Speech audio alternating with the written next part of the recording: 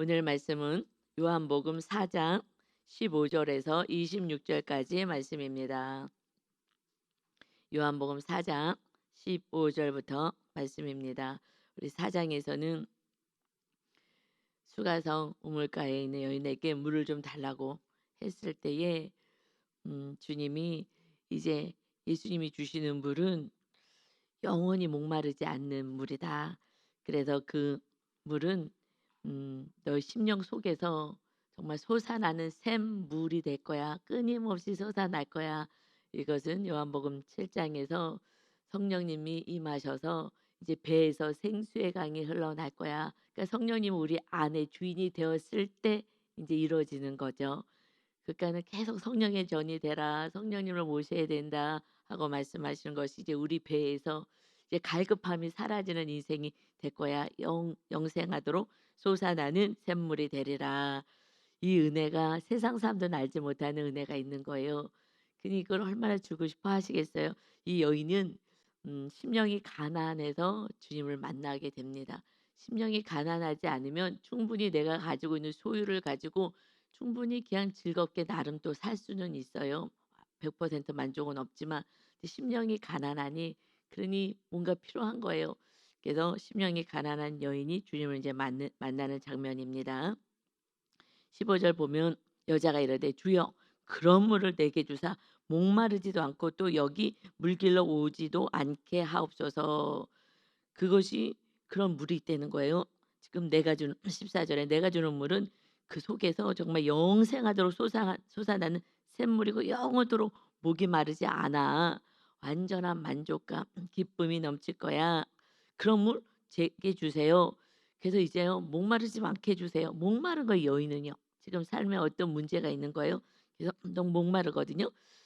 근데 육적으로도 지금 그러면 이제 목마르지 않고 물길로 오지 않게 해 주세요. 처음에 주님을 만났을 때는요. 이렇게 예수님을 만나서 기도하는 기도가 육적인 거 해결이라고 생각하는 거예요. 그래서 육의 목마름 또 이렇게 고단한 인생 그냥 맨날 물길로 다녀야 되고 지금 수도가 나오니 얼마나 감사해요. 그러니까 그러지 않은 그 시대는 육체적인 고통, 노동 이거 좀 안 했으면 좋겠다. 그래서 처음에 예수님을 만난다는 것은 육적인 필요를 위해서 만나죠. 그걸 놓고 기도합니다. 이걸 기도하라 그랬더니 그걸 물을 주겠다.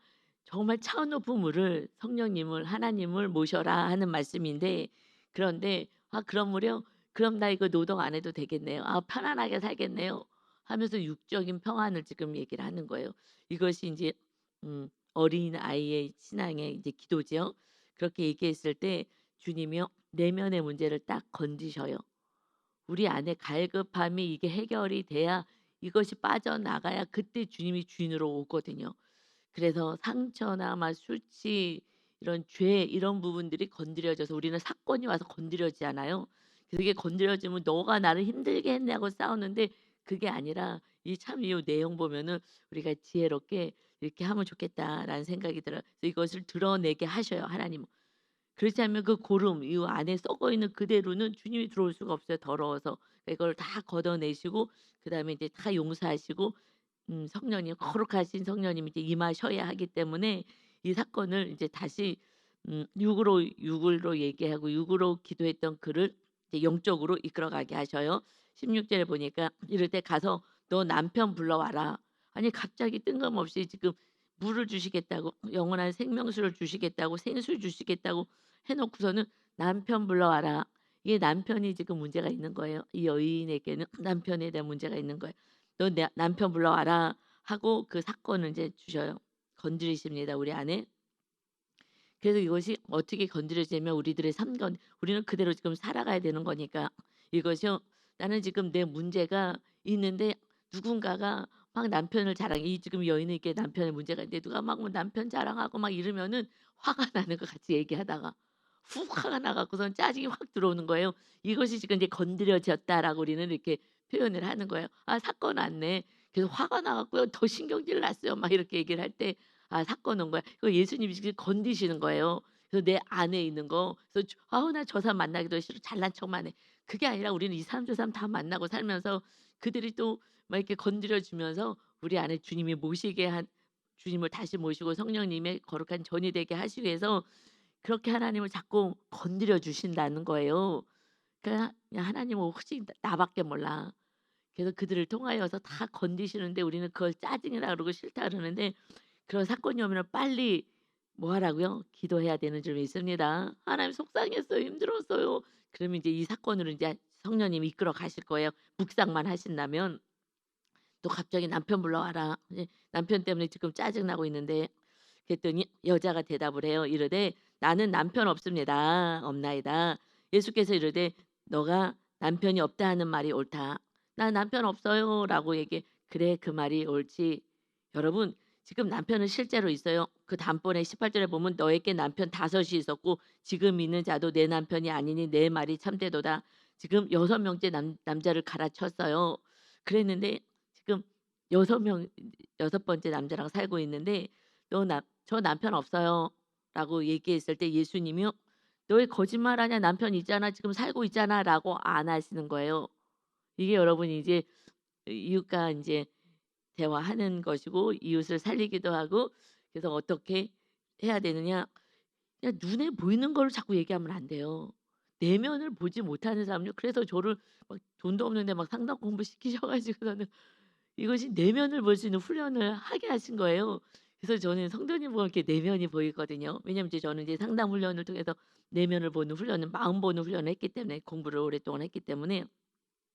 예수님께서요, 저희 남편은 실제로 6명째예요. 그런데 그것에 갈증이 안 되는 거, 한 명만 제 만날 때 사랑받고 정말 하고 싶은데 외로운 거예요. 그러니 또 다른 남자 만나고 그래도 또 외롭고 이게 만족감이 없는 거예요. 그러니까 또 다른 남자 만나고. 근데 이제 우리는 요 상태가 됐을 때 조금 더 이제 더 깊은 내면으로 이제 원가족을 우리는 탐색하죠. '원가족 안에서 부모로부터 사랑을 못 받았구나.' 그래서 이게 갈급이 어렸을 때부터 해결이 안 돼서 지금 다른 남자를 했는데 그냥 부모 같은 사랑을 원하는 거예요. 근데 어렸을 때 부모한테 온전한 사랑을 받지 못했을 때, 그래서 우리 인제 고까지 사실은 이제 내려가면서 탐색을 하죠. 예수님은 인제 예수님 자체 은혜가 있으니까 거기까지 가지 않지만 이렇게 우리는 깊게 내려가서 그것을 원인을 딱 찾아내야 되거든요. 그래서 빨리 찾아야 되는데 다 원가적인 문제에서 해결이 돼야 돼요. 그래서 모든 상담도 원가족으로 내려가거든요. "남편이 없다."라고 했을 때 예수님이 현실을 보고서 "너 남편 있잖아."라고, 여러분 우리 리더들이 이웃과 여러분이 대화할 때 현실 갖고 자꾸 얘기하면은 안 돼요. 그 마음은요, 그냥 배우자가 있어도 없는 것 같이 살고 있는 거예요. 경험들 해 보셨나 모르겠어요. 그죠? 있어도 외롭잖아요. 한 이불을 덮었는데도 외롭고요. 이런 경우가 있거든요. 말이 안 통해. 왜 말이 안 통해요? 시대가 달라. 나는 현실주의자인데, 그런데 뭐 미래 중심이든지 나는 관계 중심인데 일 중심이어 갖고 일 얘기만 하고, 이런 모든 것들이 이제 안 맞는 성향이 안 맞으니까 외롭다고 해요. 근데 이제 그런 사람들을 같이 부부가 만나서 개발하게 하시는 거예요, 개발. 그래서 우리가 온전한 모습으로 살게 하시는데, 아이고 그러면서 자꾸 다른 사람을 찾아가. 다른 사람을 찾으면 안 되고 이제 주님을 만나셔야 합니다. 주님 만나고 주님과 대화하고 성령님의 은혜로 사는데, 그래서 현실을 얘기하지 않고 '아 그만큼 힘들구나.'로 가야 된다고, 마음을 좀 봐 줘야 된다고요. 마음을 봐 주지 않으니까 지금 남편이 있어도 소용이 없어. 다른 남자 자꾸 찾으러 돌아가서 6명째 있는데도 만족함이 없어. 왜요? 마음을 안 읽어 주는 거야, 마음을. 힘든데 주님이 딱 마음을 읽어 주잖아요. "그래, 너 남편이 없다는 말이 옳아." 근데 이제 없다 그러니까 그걸 그냥 받은 줄 아는데 그게 아니라 내면을 읽어 준 거죠. "너에게 남편 다섯이 있었지 지금 있는 자도 내 남편이 아니니 내 말이 참되다." 그래, 맞아. 이게 공감해 주는 거예요. 공감이 '아 힘들어요. 아 그래 힘들구나.' 거기서가 아니라 정말 '그가 왜 이랬을까?' 하는 그 마음을 좀 이렇게 마음까지 내려와 주는 거죠, 내 마음까지. 내가 위에서 "아 그렇게 하지 마. 그래도 그러면 안 되지." 이거는 짜증나게 만드는 거거든요. 그래서 사실은 공감. 주님이 "그래 6명이 있는데 너 지금 여섯 남편 있잖아." 현실로 가는 거는 정말 또 일곱 번째 또 찾아야 되는 거예요, 일곱 번째. 예수님 만날 수가 없었어요. 근데 예수님이요, 딱 공감을 딱 해 주신 거예요, 공감을 딱. "그래. 실제는 있지만 너는 남편이 없는 것처럼 힘들지, 외롭지. 사랑받고 싶은데 채워지지가 않지." 이 말을 지금 해 주시는 거라 이 말을요. 그러니까 대신 해 줘야 돼. 그냥 마음을 못 봐. 그래서 저도 훈련을 오래 한 거예요, 훈련을. 마음 보는 훈련. 그래서 안 돼요. 우리 원사님이 "나는 마음이 안 보여요." 사고형들은 마음이 안 보여요. 관계 중심 유형들은 사람에게 관심이 있어서 마음이 보이는데, 사고형들은요 일 중심이어서 전혀 사람의 마음에 관심이 없어요. 그래서 힘들다고 해요. 자녀도 관계 중심 유형은 힘들다고 하는 거예요. 부모가 나를 몰라줘서 힘들다고. 그래서 외롭다고. 그래서 자꾸 다른 사람을 찾아다니는 거거든요. 그래서 인간은 다 마음을 알아줘야 되고 공감받기를 원해요. 나도 아무리 사고형이라 그래도요 공감받기를 원해요. 그런데 좀 개발이 덜 된 거죠. 그래서 개발을 해야 돼서 자꾸 마음을 봐 주셔야 합니다. 아멘. 예수님이 이렇게 하잖아. 이게 그래서 이제 구원시키는 거예요. 예수님은 왜 사마리아로 가요 그때 마침. 한 여인이 너무 고통스러워하는 여인이 있는 거예요. 정말 삶이 너무 갈증이 나는 거예요. 그냥 채워도 안 돼. 여섯 번째 채워도 안 돼. 갈아채워도 안 돼. 여러분 왜 안 되는 거예요? 내 안에 문제가 있는 거예요. 너가 문제가 아니라요. 성향이 다를 수가 있는데 내 안에, 왜요? 내 안에 결핍이 있는 상태에서 만난 거예요. 그런데 그것을 어린아이처럼 부모처럼 남편이 해 주냐고요. 같이 성인으로 만나서 서로 사랑하고 살아가야 되는데 어린아이처럼 그냥 아빠같이 나만 돌봐 달라고 하는데, 이거 정말 뒷골 땡기는 일이라고요. 이거 뭐야 내가 왜. 그래서 전에 우리 교회 다녔는데 너무 두 사람이 한 사람 한 사람 너무 이쁜 거예요. 근데 이 여자분이 남편한테 너무 집착을 하는 거예요. 정말 숨통 막히겠다 싶더라고요. 근데 지금 교회 안 나와요. 그냥 지금 이혼 이렇게 하시고, 그래서 '아 그러면 안 되지. 사랑해야지.' 우리 교회 설교가 사랑이니까 이 사랑 못하면 교회 나가는 거예요, 이혼하려고. 그거 안 나오는 거예요. 그래서 근데 그 원인이 뭐냐? 그 남편이래. "아 그냥 좀만 더 사랑해 줘라." 그게 너무 힘들어요. 제가요 지금 애를 키우는데요. 그것도요 제일 어린애요. 자녀들보다 더 어려서요. 막 정말 목을 조이는 것 같아요. 너무 고통스러워요. 나만 보라고 하는데 내가 지금 무슨 어린애 키우려고 결혼했냐고요. 내가 나도 아내가 필요한 사람이에요. 근데 해도 너무해요. 그런데 인제 하여튼 간에 이 아내는 이 결핍이 너무 심한 거예요, 결핍이. 그런데 부모로부터 사랑이 없고, 그런데 더 문제가 뭐냐, 아빠가 바람을 폈어. 그러니까 이 남편이 바람을 필 것 같은 불안이 늘 있는 거야. 어렸을 때부터 아빠가 바람 핀 것이 너무 불안했는데 이 남편이 바람 필까 봐 "목사님 뭐가 이상하다고." "아니야. 이 바람 피는 게 아니야 그거는." "목사님 괜히 나 기분 좋으라고 얘기하는 거죠?" "아니야. 정말 이건 누가 봐도 객관적으로 이거는 아니야." 그런데 이제 의심을 하니까 그러니까 결국은 그냥 '헤어져야 되겠다.' 바람핀다고 생각하는 거예요 그냥 철석같이. 아닌데 마귀한테 속는 "기도해라, 기도해라." 그러면 밝히 알려주실 거야 하나님은 그거 아니라는 거.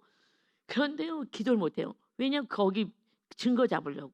증거 잡아야 되잖아. 그러니 막 온통 막 그냥 막 마귀한테 완전히 잡혀 가지고 결국은 그냥 교회를 나가셨어요. 너무 안타깝죠. 근데 저 아직까지 기도하고 있어요. 너무너무 귀하시고 너무너무 이쁘신 분들이에요. 서로가 하나님을 정말 사랑하려고 애를 쓰는데 안 되더라고요. 그러니까 결국은요 여러분 원가족에서 내 문제가 해결되지만 결핍으로 만나면은 정말 너무 힘든 거예요. 이것을 그래서 인제 그 산당이잖아요, 산당. 그 무의식에 있는 그 어렸을 때부터 있었던 것이 산당이에요. 지금 우리가 우상 뭐 남편을 붙잡는 거, 이 우상을요 왜요? 산당에다가 우상을 집어넣잖아요. 그러니까 그 원인은요 산당까지 내려가야지 해결이 되는 거예요. 그래서 무의식 깊은 데까지 가야지, 온 가족까지 내려가야지, 내가 자랐을 때 거기까지 가야지 이 우상도 이 부셔질 수가 있습니다. 그래서 우리가 지금 우상 산당, 하나님이 상당 공부시켰는데 성경에 우상 산당 다 해파라 그러네. 그래서 상당 공부시키셨구나를 알았죠. 근데 예수님이 그 여인을 구원하려니 너무 남편의 그 사랑받고 싶어서, 다시 말해서는 어렸을 때에 이런 부모로부터 사랑이 온전히 채워지지 않은 거예요. 어떻게 해요? 아이가 원하는 사랑을 줘야 되는데 성향이 다르니까 뭐 어렸을 때 우리가 알았냐고요. 이제야 뭐 MBTI도 있고 막 이렇게 알아지는 거지. 애들 하나둘 밖에 없으니까. 옛날에 뭐 먹고 사는 것도 바빠서 몰랐잖아요. 근데 예수님이 이렇게 해서 접근을 하는 거예요. 우리 지금 교회가 잘 접근하고 있는 거예요. 그래서 온전히 이 육적인 갈증이 좀 해결이 돼야 돼. 그래서 이게 좀 드러나야 돼요. 그래서 공동체 안에서 자꾸 드러내라는 거예요. 그 안에서 드러내면서 정말 우리 묵상집은요. 주일마다 앞에서 드러내는데 우리는 아직 거기까지는 안 돼서 지금 공동체 안에서 카톡 안에서 드러내고 있죠. 그래서 드러내면서 드러내고 났을 때에 그때 육의 문제, 혼적인 문제가 좀 해결이 되었을 때에 그때 영적으로 갈 수가 있는 거예요. 그랬더니 여자가 어? 하면서 여자가 이르되 주여 내가 보니 선지자로소이다. 지금 막 너무 지금 그 혼적인 문제, 이 사랑의 문제, 육적인 문제 여기에 지금 너무 힘들었는데 시선이 바뀌어지는 거예요. 내 문제가 다 드러났잖아요. 난 지금 6번째 사는데도 나는 만족함이 없이 살아요. 라는 것이 딱 공감이 받았을 때에 영적으로 가요. 너무 신기하죠. 이게 순서잖아요, 성경에. 그래서 이게 빠져나와서 우리 리더들이 힘들어도 들어줘야 되는 거예요. 그리고 공감해 주면서 위로해 주면서 그러다가 이제 성령님이 위로자가 삼당자가 되시는 파라클레토스라는 원어를 써요. 보혜사 성령님을 이름을. 그러니 이제 그런 다음부터 이제 성령님이 이제 치료하셔. 온전한 치료는 성령님이 하십니다. 그래서 20절에 그래서 여인이요 이제 뭘 얘기하냐 영적으로 가는 거야. 영적의 시작은요 예배인 거예요. 여러분 예배 자리에 오면서부터가 그다음부터 이제 치료와 회복이 되는 거예요. 그 전에 예배 오지 않을 때는요 아직까지 그냥 육적으로 혼적으로 살아가는 거예요. 그래서 20절에 보니까 우리 조상들은요 이 산에서 예배하였는데 당신들의 말은 예배할 곳이 예루살렘에 있다 하더이다. 지금 혼적인 문제, 상처, 갈급한 문제 이것을 드러내 주니 그래서 자기가 다 드러내고 수치가 다 드러내 주니 그 다음에는 예배로 영적으로 지금 옮겨가는 거예요. 그래서 이 산에서 지금 이 산이 그리심산인 거거든요. 그리심산에서 지금 세겜 지역에 있잖아요. 그래서 그리심산에서 우리는 지금 예배했는데 이것이 음 당신들은 당신들의 많은 예배할 곳이 예루살렘에 있답니다. 예루살렘에 성전이 있잖아요. 거기 성전에서만 예배하고 이 성전에서 기도할 때 하나님이 들어주신다고 하셨어요. 이 성전은 다윗을 통해서 세우신 거잖아요. 다윗이 성전 세우겠습니다. 그래서 다윗의 후손으로 오실 예수 그리스도는 성전 세우시겠다고 했던 그것이 하나님의 기쁨이었던 거예요. 야 기쁘다. 성전 세우겠다고 그래서 성전 세우러 오실 예수 그리스도는 너의 후손으로 오실 거야라고 말을 이어가신 거예요.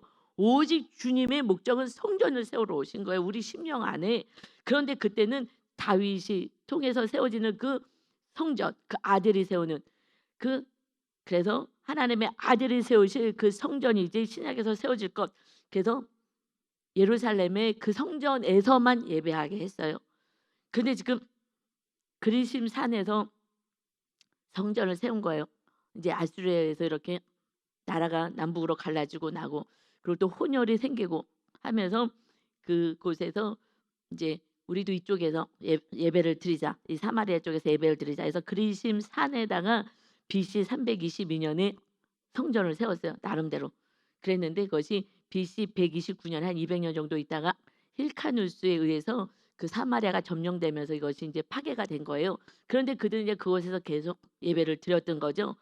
그래서 우리가 지금 이 예배가 틀린 건가? 아니야, 우리는 이거 잘 드리고 있는 거야. 하면서 지금 예루살렘에서만 예배 드려야 하는데 꼭 거기서만 예배 드려야 됩니까? 하고서는 지금 물어보는 거예요. 무엇을요? 장소를 물어봐요.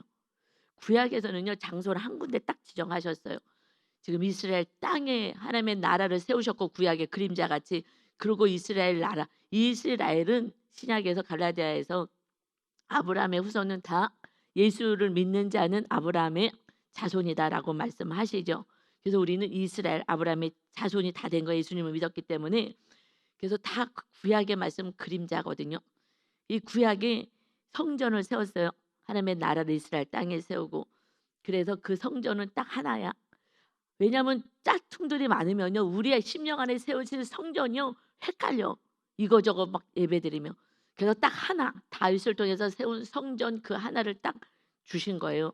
그래서 설계도를 딱 주셔서 그 성전이 이제 우리들 심령 안에 온 열방 가운데 다 똑같은 성전을 세우겠다고 딱 성전 하나.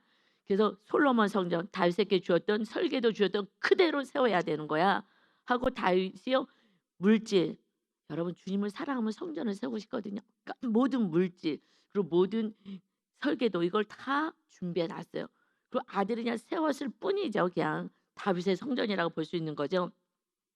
그래서 이것은 이제 이 성전 어디서 지금 예배드려요? 그래서 이 말씀은요. 이 말씀은 너무 정말 진리야. 너무 귀한 거예요. 장소가 중요하지 않아. 이제 너희 심령 안에 세워질 거야라는 것을 예수님이 오셔서 지금 2장에서 벌써 나는 성전 세우러 왔다라고 말씀하잖아요. 육적인 성전, 눈에 보이는 성전 이제 허물어질 거야라고 말씀하시면서 계속 말씀하신 게 성전 세울 거야. 너희들의 안에 성전 세울 거야. 그러니 우리 교회를 세우고 하나님의 음성이 강제상에서 울려 퍼져서 이제 내가 교회 건물 세웠으니까 너는 신목사 성전 세워야 되는 거야. 주님이 오신 목적은 성전인 거야, 성전. 우리 안에 정말 주님이 거하시는 성전색을 원해서 오신 이것은 정말 우리 교회는 복 받았습니다. 할렐루야.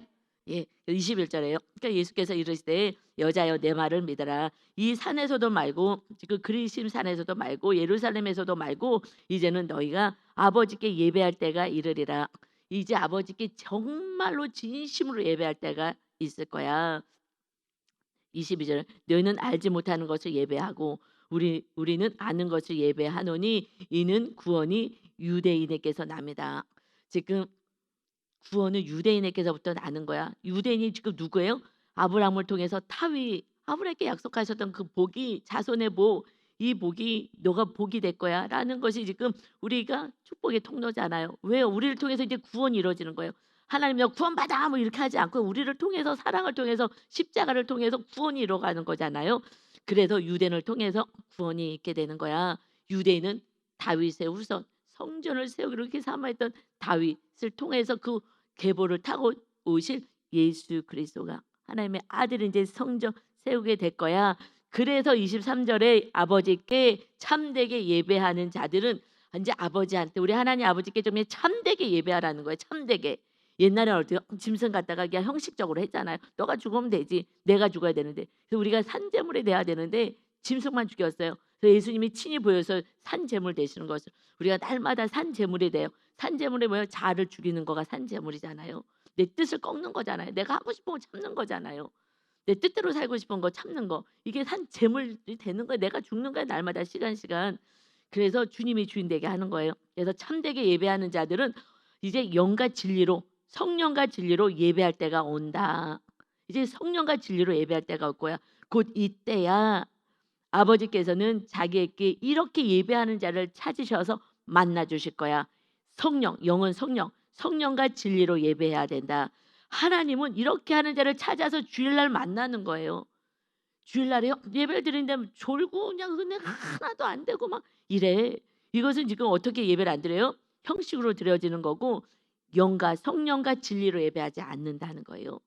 이렇게 참되게 예배를 해야 하는 거야. 그래서 하나님은 영이셔.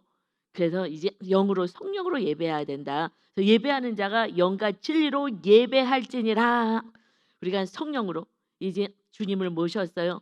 그리고 주님이 우리의 주인이 되시고 우리 이제 성령님이 임하셔요. 성령님이 언제 임하신다고요? 이제 영으로 예배해. 성령님이 우리가 침례 받고 제사 받고 성령님 임해 주셨어요. 그리고 나서 날마다 성령에 충만한 것은 성령님이 날마다 충만하려면 어떻게 된다고요? 말씀대로 사는 거라 그랬죠. 말씀대로 사는 거예요. 말씀대로 어떻게 살아요? 진리로 사는 거예요. 진리가 뭐죠? 예수님이 진리잖아. 예수님 안에 진리와 은혜가 충만하더라. 예수님이 진리예요. 예수님이 알려주신 진리가 뭐예요? 세 계명? 계명이 뭐야? 하나잖아요. 서로 사랑해. 십자가죠. 그러니까 삶 속에서 사랑하고 영혼의 구원을 위해서 살아가는 그 십자가의 복음을 가지고 그러고 그럴 때마다 성령님이 임하시는 거예요. 성령님이 임했다. 그 상태에서 예배를 드리라는 거예요. 삶의 예배, 영적인 예배 로마서 12장에서 나오는 이제 너희들은 삶의 날마다 예배를 드리는 거예요. 어떻게?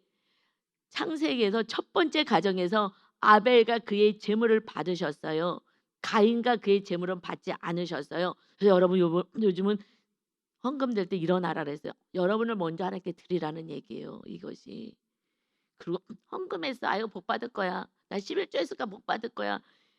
하나님이 신이셔요. 진리로 드리라고 진리로. 너희 삶을 산 재물 되라고. 맨날 짐승 잡아주고 형식으로 드리지 말고 네가 삶에서 죽으라고. 어떻게 십자가 복음 서로 사랑이라는 이 복음을 가지고. 그래서 지금 가인은요 동생을 미워했잖아요. 사랑하라 그랬는데 이것이 진리고 십자가인데 미워했어요. 그러니 하나님 너도 예배 안 받겠다. 계속 가인을 받아주지 않았어요. 가인의 예배를 받지 않았어요. 이 우리는요 예수님을 믿으면 예배를 통해서 하나님하고 관계를 맺는 거예요. 그래서 첫 가정에서 죄가 들어오고 나서는 미움이 들어온 거예요. 첫째가 미움이 들어와 가지고 동생 둘째가 또 나왔으면 이뻐해 줘야 되는데요. 너가 없었으면 내가 혼자 사랑받을 텐데 죽여버리는 거예요. 아주 죽여버린 거예요. 미움은 살인이라 했잖아요. 그런데 동생을 계속 형이 괴롭혔는데도 아벨은요. 그냥 그래도 사랑하면서 살았기에 삶의 현장에서 살았기에 그 아벨을 형이여 죽일 만큼 미워했는데요. 저는 뺨때기를 맞아본 적이 없는데 우리 언니한테 뺨때기를 맞아봤어요. 어렸을 때. 그게 오랫동안요. 미움이 가더라고요. 하면서 언니가 막 많이 좀 때리고 언니니까 힘이 있으니까 그렇게 좀 했었어요. 근데 이제 크면서 어렸을 때 상황이니까 그거는 그냥 주님 안에서 그냥 자연히 이렇게 용서가 되더라고요. 그리고 언니가 많이 도와줬어요. 또 어려울 때마다 도와주고 물론 다 갚았지만 그랬는데 하여튼 그때 인제 다 풀어졌던 것 같아요. 또 도와주니까 풀어졌던 것 같다 지금 생각하니깐요. 그래서 그런 건 없는데 형 큰애는 동생을요 괴롭혀요. 그래서 그게 부모가 보는 게 얼마나 괴로워요. 어떤 집사님이요. 아우 너무 동생을 괴롭힌 그 모습이 너무 보는 게 괴롭대. 그래서 "그거 하나님 마음이에요." 그랬더니 목사님인데 그 모습을 보면서 "내가 동생을 괴롭혔던 내 모습을 발견했어요." 할렐루야. 회개해. 그리고 빨리 동생한테 미안하다 해서 그 동생 구원시키라고. 내가 정말 잘못했다고. 그러니까 내 자녀가 막 그 큰애가 둘째를 괴롭힌 모습이 너무 괴롭다고. 그랬는데 그걸 보면서 자기 모습을 봤다고. 너무 속상해서 그랬는데 "내가 동생을 그렇게 괴롭혔어요." 왜냐면 나도 위에서부터 막 힘든 상황이 되니까 만만하니까 동생을 그렇게 괴롭혔다고. 그러니 동생은 미워하고 있을 건데 하여튼 간에 그래서 지금 영과 진리로 예배하라는 말씀은 우리가 말씀대로 진리는요 십자가의 복음밖에 없어요. 이 성경은요 십자가 복음밖에 없어요. 그냥 하나님은요 구원밖에 없는 거예요. 니네들 먹고 살고 놀고 하면서 구원은 신경 쓰지 않아? 너는 구원이 없는 거야. 우리가 천국과 지옥이 있는 걸 정확히 안다면 그냥 막연하게 그림자같이 말고 성령님이 주인 때문에 정확하게 보여주시거든요. 왜냐하면 내 안에 천국이 임하는 거니까. 그러니까 지옥도 아는 거예요. 정확히 성령님 임하면요. 천국과 지옥은 극명하게 내 안에 있어요. 나는 천국이 임했기 때문에 저런 천국 가는 걸 알아요. 그러니 그때부터는 제가 막 조바심이 나는 거예요. '아 정말 천국이 있구나.' 환상으로 안 봐도요. 내 안에 천국이 딱 세워지니까 천국이 있는 게 알아요. 그냥 천국이니까 내가. 천국을 뭐 환상으로 보고 뭐 어디 갔다 천국에 뭐 갔다 오니 삼천추 사실 안 가도 되는데 내가 천국이었는데 기도원에서 내가 마귀한테 속아 가지고 제 모습을 하나님이 보여주시느라는 거지 제가 천국인데 계속 지옥이 있는 걸 아는 거예요. 그 막 지옥 갈까 봐 막 안달이 나니까 막 걱정이 되니까 제가 참아낼 수 있고 그냥 끝까지 막 같이 살자 그러고 어머니 같이 살자고 어저께는 누구하고도 얘기했어요. 지금 이 세는 여러분도 같이 못 사는 세대가 됐어요 부모님이랑. 뭐 친부모하고도 못 사는데 우리 때가 끝이야. 우리 때가 끝이에요. 자녀들이요. 우리 아들도 걱정 안 해도 돼. 그때는 제가 못 살아. 자녀들이요. 며느리가 또 자녀가 부모랑도 못 살아요. 절대 못 살아요. 지금은요. 자기밖에 모르는 그냥 너무 악한 시대였기 때문에 자녀가요.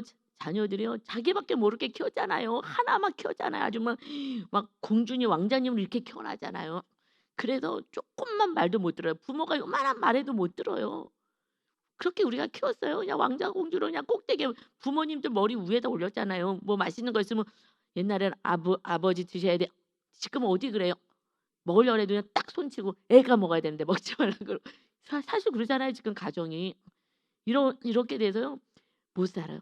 그래서 지금은 뭐 부모님 모시고 사느니 이거는 이제 우리 때에서 끝난 거예요.